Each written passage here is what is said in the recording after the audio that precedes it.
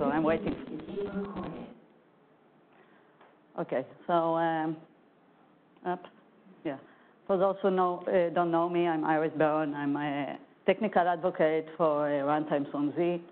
And in my role, I typically talk to customers on Z that are dedicated and have big businesses on Z, and trying to advocate runtimes, talking about Java, Node, and Swift today on Z, whether they want to migrate, extend, modernize their application with those runtimes.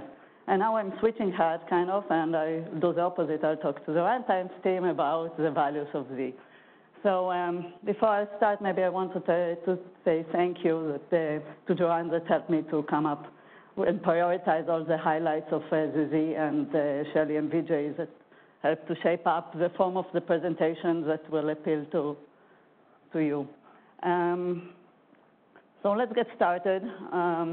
What is the mainframe? So everybody knows, I'm saying IBM Z, but everybody knows mainframe.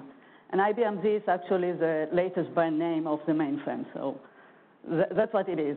And I put a text here that explains what is the mainframe, but I like it because it's very informal. And I took it from another marketing slide for Z.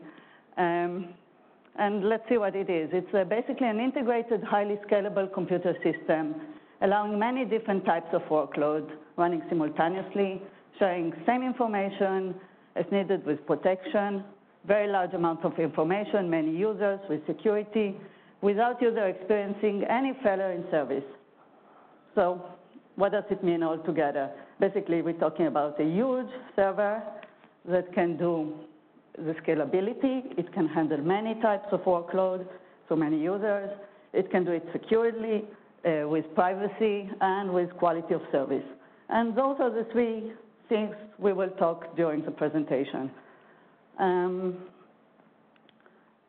So some people think that, as Shelley said, that mainframe are dead. You pick somebody on the street and you ask, do you heard about mainframe? They would probably say, really, do you still run mainframes? And the truth is that we really do, and it's alive more than you think, because probably any one of you are touching a Z every day in your life, whether you're going to an ATM, you're doing credit card, you're doing online shopping. Many, many aspects of this, either booking, for example, hotel, flight. Typically, it's Z application. So we can see on the left here that the most industry, so top of the worldwide banks, top insurances, top retailers are running Z. So it's really, and we can see a line here, so it's airlines, it goes to the Medicare environment. Even sometimes you don't know. For example, you do goods registration in U of T. The application runs on Z. You didn't know that, right? But what we can see here is that it's a lot of business critical applications. And on the right, we can see the volume. So we are talking about huge, huge data that runs on those businesses. 29 billion of ATM transactions annually, a lot. 7.7 trillion credit card payments, dollars. That's more than the Canadian GDP altogether, annual, probably 5 times. So it's a lot of volume on those businesses. Kix transactions, Kix is a middleware running on Z that's doing online transactions, mostly in businesses, but also others industry. 1.3 million transactions every second globally. Much, much more than the Google searches that you can do that is statistically showing globally per second. So the volume and magnitude of the business is huge, and that's what we need to know. And in fact, they say 80% of the corporate data worldwide either resides or originates on Z. So it's almost everywhere. So that's a perception that is wrong if you would think that it's dead. It's completely not dead. And some outline for the talk. We will talk about performance. We are all related to this here, and this is known to be very performant. We'll see why.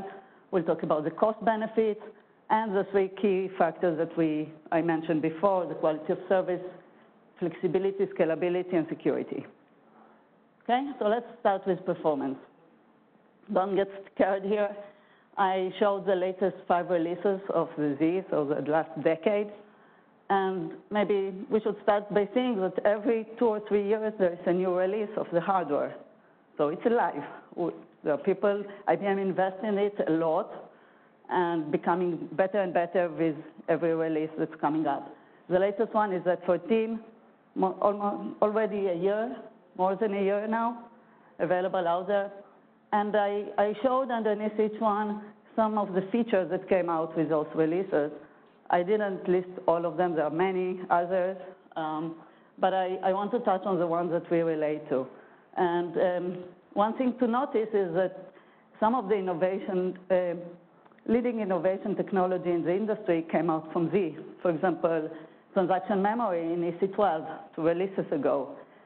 The latest at 14 came out with PostgreSC, helping Java application having better response time to strict SLA. So that's something completely new. And I don't think any other platform are actually doing that today. But even more, we can see that there is investment in improving modern application, modern languages. A lot of the features, we work together with the hardware team as a runtime here to design the next generation of the hardware, to build instructions that will fit and improve performance, maybe even underneath that. So CMD, for example, is one example that we exploit in our JIT, and it's transparent to the application. SMT is another example. Well, we don't exploit it, but it's used mainly for Java applications. There are others, but Java takes a big benefit of it. And if we look at the bottom, we can see some other architectural measures. So clock speed, everybody knows Z has very big, very large, fast clock speed. So it's around 5 gigahertz. No other platform reached to this clock speed. I know it's not the only thing that matters, but it does matter, and it matters especially because we have instructions that can run a single cycle. So you got the speed out of that. I listed here the cache size. I'm not going to go over all of them, but there is an increase in cache size all throughout the L1, L2, and L3. And the reason why is it important, because we are dealing with more and more data, and we want to make sure that we access them and handle this data very fast. So that's one thing that we can do with that. Now let's look a little bit higher level. We look at the system level performance. And it's a quadrilateral view of the releases that I showed before. But now we look at them from how much memory, how many cores you can feed, what the bandwidth. PCI is basically like MIPS, IBM MIPS. And we see the growth through all dimensions. And Z can feed, Z14, for example, can fit 170 cores that can be used by customers. That's extreme large server. You can think of an X. It's much, much bigger. You need many X's to accommodate same amount, of course. Memory is the same, bandwidth is the same. So we grow in all directions. And why is that important? Because today, the businesses grow with mobile, with Internet of Things. They want to do analytics. They want to do all in one place. So for consolidation. So this gives them the ability to do that. And that's why they like it. Another way to look at performance is comparing throughput. We all know that, right? Here's some proof points. I didn't list all of them. There are many out there. I did pick 3. But the comparison is between Linux 1, Ampere 2 versus equivalent x86. Maybe I'll start with what is Linux 1. Linux 1 is a line of servers that is built on top of mainframe hardware, but designed to run only Linux workloads. So same hardware, but running Linux. Ampere 2 means that it's based on Z14 hardware, so the latest one. And we compare, for example, WAS, we compare Acme Air for with Node, we compare YCSB with MongoDB, and in all of them we saw like 2 to 2.5 times better throughput per core. So that's impressive by itself, and other proof points showing the same thing. So it's not like I pick the best. It's kind of consistent. So we saw the performance in all kinds of aspects, and we know it's performance, but let's see what else, why customers really like it in other aspects.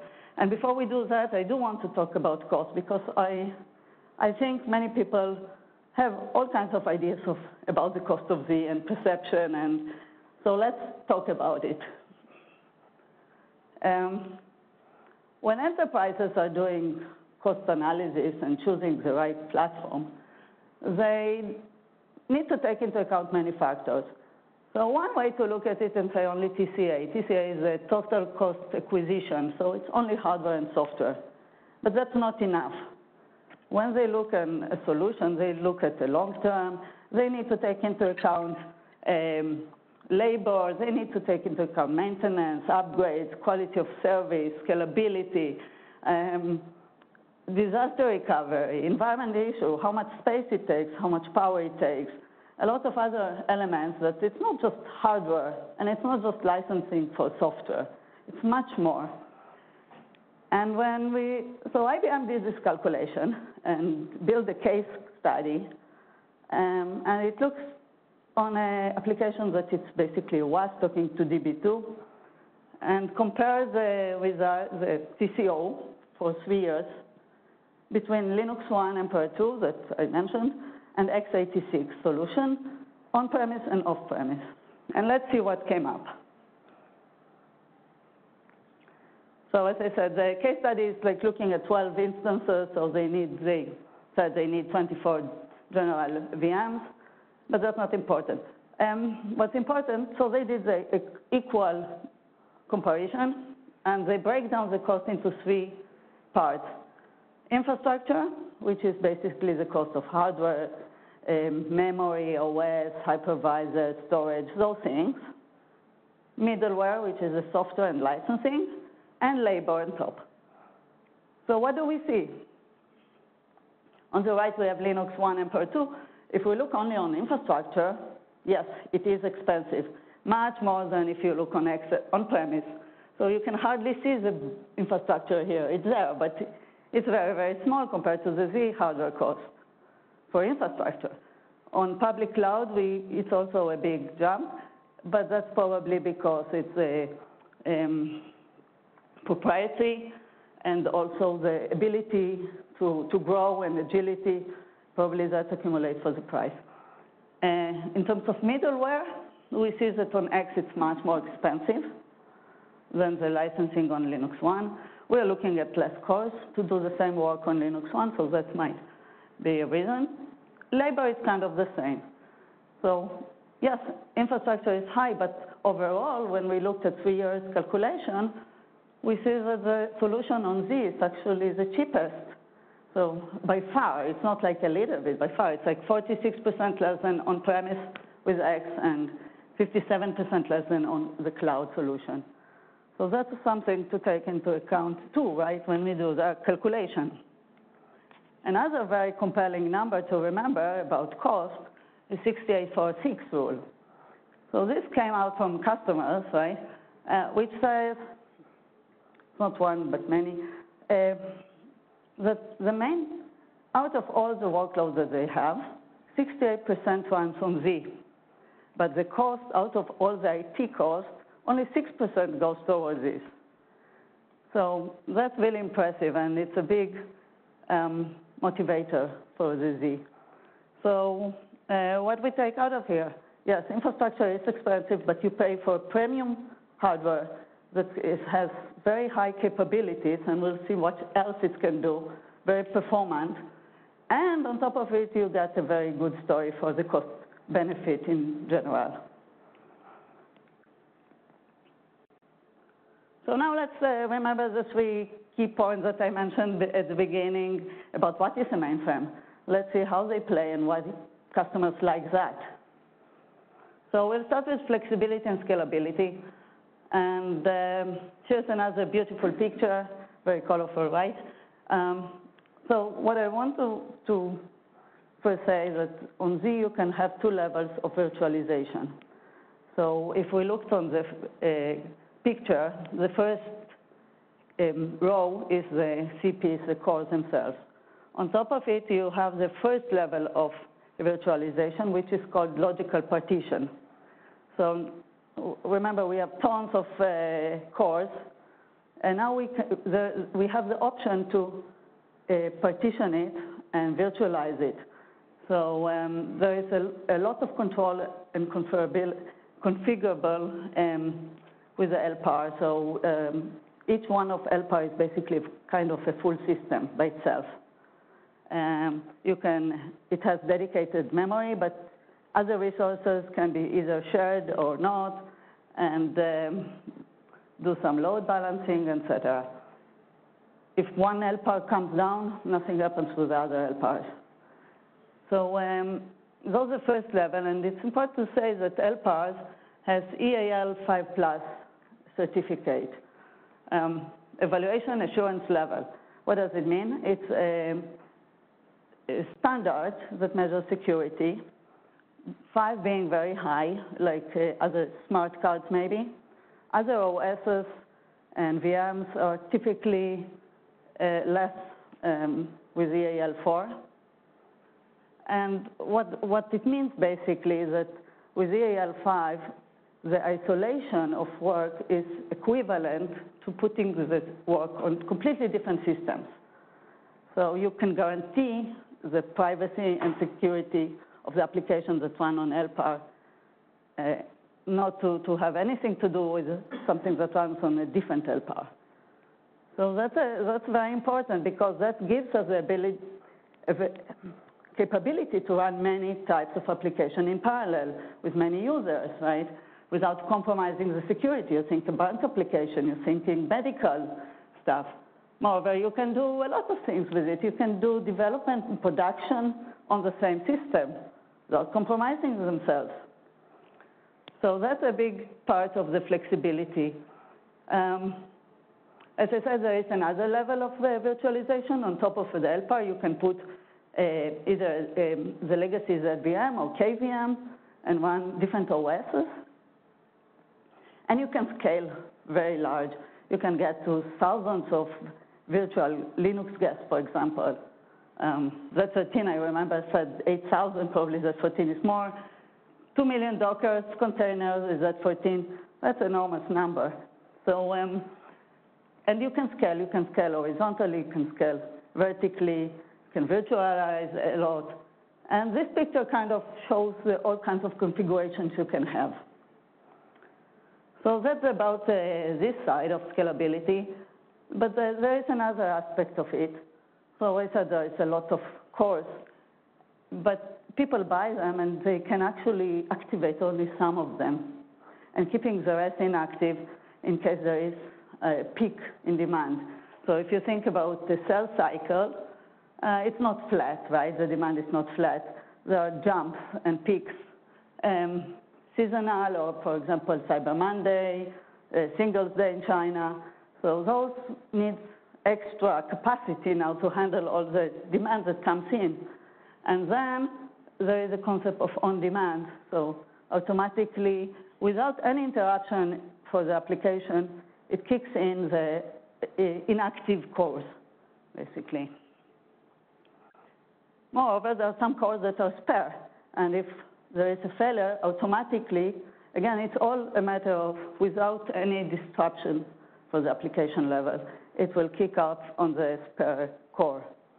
So that's kind of a resiliency for failures. So let's look a little bit what x86 looks like. So we know that on Z we can fit a lot of stuff, and you can do the same for X with X, but you will need many servers probably.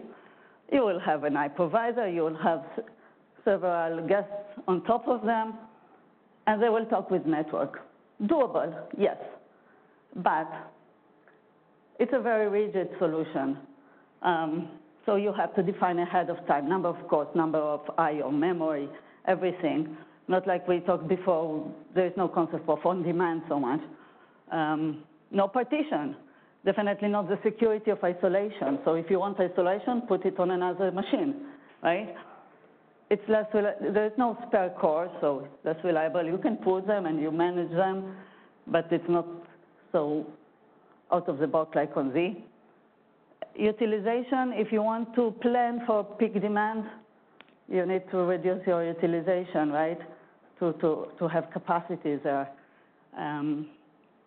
Talking about utilization, Z is planned to run with 90% utilization and up on each core, which is a lot. X is not designed like that. Not to talk about networks, that there is risk transmitting things on the network. On Z, you can think about it like a full data center in one machine. So the consolidation matter in terms of security and performance, and management, of course. So that's how we can reach to having so many applications running on the same system, many users without compromising the security. And the business applications, the users that are using Z have a demand for such a big capacity. Like I just yesterday was on a call with a customer that looked for 200 CPs for their application. So they do need those capacity. It's not just there for nice to have. So we talked a little bit about resiliency of failure of a core, but there's different levels of resiliency here, right? Here's another level. So this picture is taken from Japan, 2011, after the earthquake, and it's a data center. And we see several Z systems, some of them lying down, right? But very interesting, application continued to run. And it's true. That's the power of Z. The continuous availability and serviceability. Quality of service means a lot to our customers, and they are probably most concerned topics that they want to care, and they trust Z for this, continuous availability and quality of service. So talking about reliability and responsiveness, maybe I should have asked maybe before, anybody knows what the Z stands for in IBM Z? Any guess? Yeah, yes, exactly. Well, it's pretty obvious from the slide, but that's exactly it. So it's zero downtime. And if we look here at the graph, this is a comparison of several hardware done by ITIC in 2015, looking at downtime of more than 4 hours. And we see that IBM Z and Linux One are with 0%. As a very low. And actually, measures between failures are counted in decades versus commodity platforms that it's months. And there is another concept of the 5 nines, if anybody heard about it. So applications are designed to run on Z with a service level of 99.999% availability. Just to give you what it means that they can go down unplanned downtime less than 5 minutes per year. So that's equivalent what it is. So that's very nice, and customers do like that features, and they want actually to increase product availability. And here's an example, ICBC. It's today the largest bank in the world. It's a Chinese bank. Has millions of users, probably much more today than the number here, because the slide is probably a few years ago.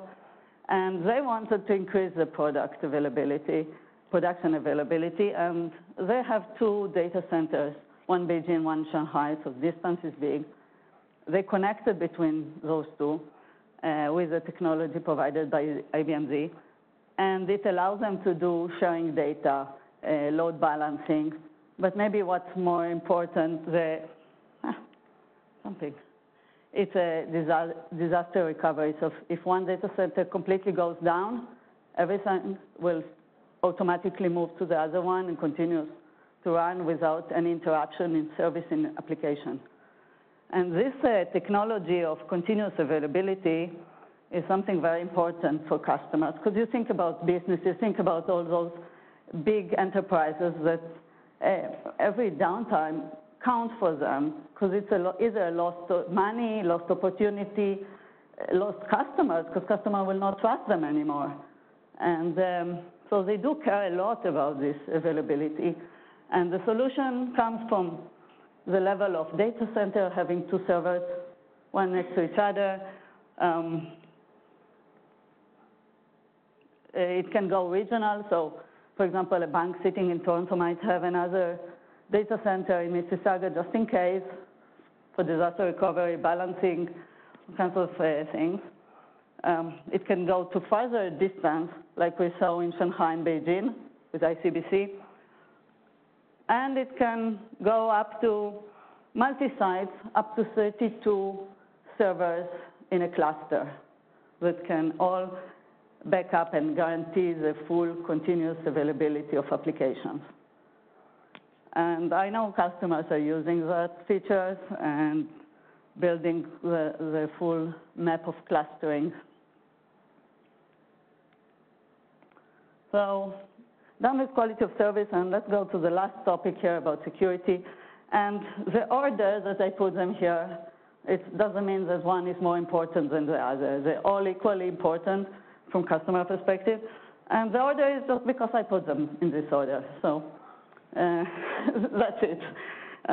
So let's talk about security. And security is another thing that is famous for. And for many, many years, it was and it's still the most secure platform on earth. That's the slogan. And that's because many, many years of innovation in this field, and actually the hardware and software are combined to produce the best security possible. So it's not different features, but they all work together, integrated solution. And when we talk about hardware, for example, and that's something available for many years, there is, for example, a core processor for every core that's doing accelerating encryption functions called CPACF. In addition, we have crypto cards that can, external cards that can do the crypto security and offload those work. What's interesting is that the security rating for them, it's FIPS 140 level 4 for those who know what it is. If not, I'll try to explain. It's the highest level of security possible, which means that it has, for example, tamper resistance. So even if somebody physically going and trying to manipulate this card, it will detect it. It automatically erase everything and stop operating. So that's the highest level of security you can have for cards like that. We talked about logical partition before with the highest security for isolation. So those it's built up from down up. And on this Z14, on today's world, they talk about data a lot. Data becomes a very important factor, and it's actually one of the top valuable resources in companies. You can think about data. What do these companies hold in their data? A list of patients, for example, medical records, accounting information, all very critical data. So data became another level that needs a complete encryption. And that's what Z14 came with, pervasive encryption, big thing, meaning data is encrypted everywhere, all the time. And it's a feature, and you can turn it on, or customer can turn it on without, again, any disruption in application. It automatically will kick up. And this goes, again, full stack solution. So data at rest. It's not just when we move data that we need to encrypt it, but now we encrypt it, we encrypt file system. There is an option to encrypt file systems, the data sets, for example, everything that's storing this data. We talked about clustering. So all the information that they exchange to control this clustering and recovery and continuous availability, whether it's locking or management, all this data is also encrypted. And there are many other features. I didn't put them all because there are many others, really many other software solutions. And I just want to give you some feeling of how much innovation and investment is done in security. Other point is secure service containers. This is for Linux One. So this, it's a solution to take your installation, OS, whatever it is that you want to run application, put it in a container. And you probably know container, but this is a special container because it's a very secure. It's secure to extreme. First of all, everything is encrypted, but there is no memory access to it. You cannot SSH to it. Even the sysadmin will not have access to it, only through special APIs. So it's all built up to guarantee security. Now, in the past, and there are many other software solutions, for example, to authenticate and authorize users that can touch only specific resources, like RACF, which is a solution like this, which is available on the many, many years and very strong and powerful. So there are other vendor solutions for security and so on. So we talked about all those things, and maybe I want to highlight that this, we said it's alive, has a lot of innovation all around, from the semiconductor, microprocessor systems. We saw virtualization operating system. We support all those OSs, compilers, VMs, you know, we are definitely Java and Node and Swift as the new modern languages on the platform. Python is there too, and of course all the legacy languages, and which we continue to work on the performance as well. And there is a middleware and application where there is high effort to bring in the more modern application, popular application, open source application to the platform. So what do I want you to take? We talked about many things. We talked about performance. We talked about cost. We talked about quality of service, scalability, security, right? And we saw how great this is in all those aspects. So maybe one thing is to take that there is no one thing that shines from Z. It's the accumulation of all those things that makes this so powerful. And that's what customers are looking, and that's what they like about Z. And that's why they choose Z for their solution. So thank you very much. Questions? No questions, you were very quiet. Yeah.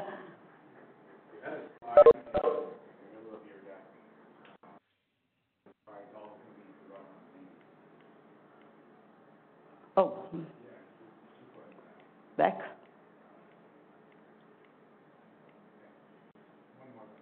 One more back. What does EVM do?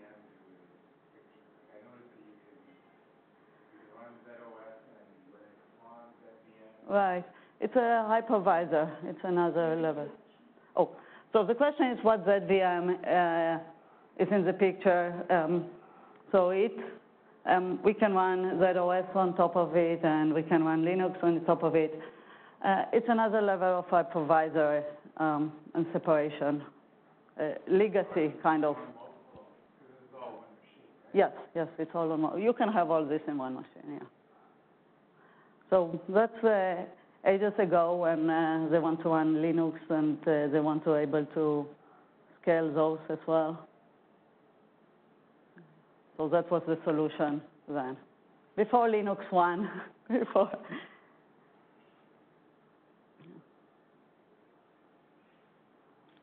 Any other questions? Okay, thank you. Thank you for listening.